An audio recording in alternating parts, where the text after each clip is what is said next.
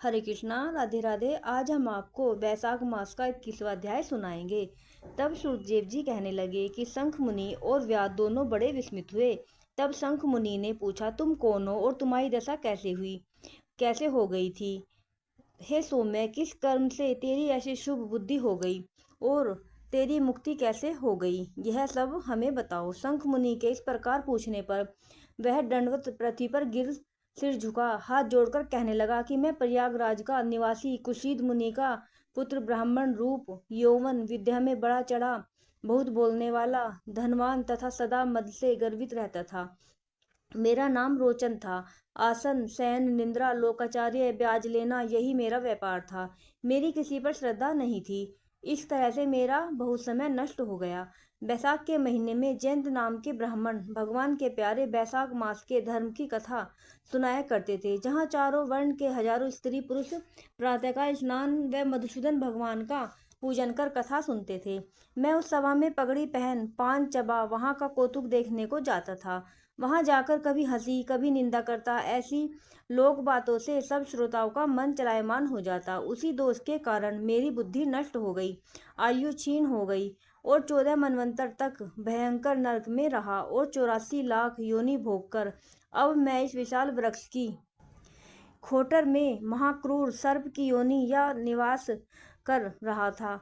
हे विप्रे, अपने पूर्व जन्म के कर्मों के फल से 10 सहस्त्र वर्ष से निराहार निवास कर रहा था कि देवयोग से आपके मुख कमल से निकली कथा को चक्षु गोलक द्वारा सुनने से मेरे सब पाप दूर हो गए और सर्प योनि छोड़ दिव्य देह धारण कर आपकी शरण में आया हूँ। मैंने तो कोई भी उपकार नहीं किया, फिर सज्जनों का संग कैसे हुआ? अब आप मेरे ऊपर अनुग्रह करो, जिससे धर्म में मेरी बुद्धि हो, सुंदर गति मिले और सच्चित्र साधु महात्माओं की संगति मिले, विष्णु भगवान की प्रीति हो और उनको कभी ना भूलूं। इस प्रकार अनेकों स्तुति कर हाथ जोड़ सिर झुका वह मुनीश्वर के आगे चुपचाप खड़ा रहा। शंख मुनि ने प्रेम से भर उसको दोनों हाथों में उठाया और उस पर अनुग्रह कर भावी वृतांत कहने लगे। हे द्विज, बैसाख मास और विष्णु भगवान का महात्म्य श्रवण करने से तेरे सब पाप नष्ट हो गए। तू कर्म से अतिवाहक लोकों को जाकर फिर दक्षिणार्थ देश में ब्राह्मण के घर जन्म लेगा और वेद शर्मा नाम से प्रसिद्ध होकर सब विद्याओं से विशारद होगा। प्रत्येक जन्म में तेरी अत्यंत जाति स्मृति होगी।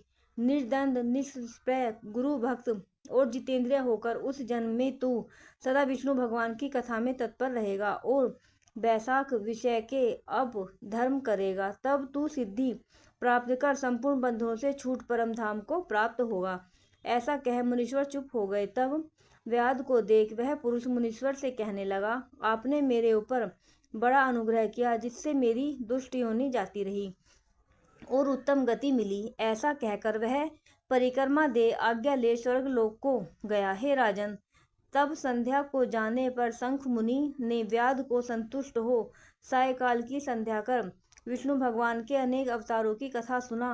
रात्रि के शेष भाग को व्यतीत कर ब्रह्मा मुहूर्त में नित्य कर्मों से निश्चित हो प्रसन्न मन से व्याध को बुला उसके सिर पर प्रोक्षण कर राम ये 2 अक्षर का मंत्र जाप करने और मरण पर्यंत इन्हीं धर्मों के करने का उपदेश दिया और कहा कि इससे तेरा जन्म वाल्मीकि ऋषि के कुल में होगा और तू वाल्मीकि नाम से इस लोक में प्रसिद्ध होगा। व्याध को इस प्रकार समझा बुझाकर शंख मुनि दक्षिण दिशा को चले गए। व्याध भी थोड़ी दूर तक, जब तक नेत्रों से ओझल न हुए, उनके पीछे गया और शंख मुनि को देखता रहा। फिर हृदय में उन्हीं का ध्यान करता हुआ बैसाख धर्मों को करता हुआ व्याध का जन्म पूर्ण कर वाल्मीकि ऋषि के घर में जन्म लिया।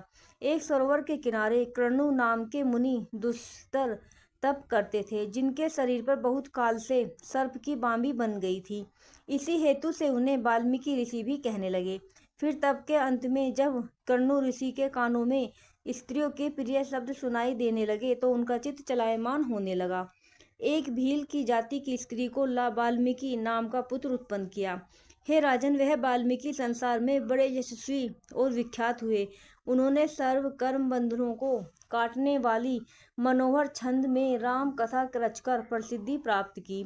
श्रुतदेव जी बोले, इस प्रकार बैसाख मास में व्याध के सिर्फ जूता दान करने से दुर्लभ ऋषित्व प्राप्त हुआ।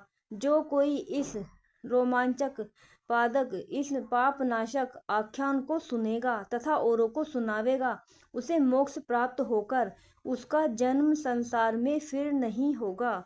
राधे राधे। बोलो मधुसूदन भगवान की जय।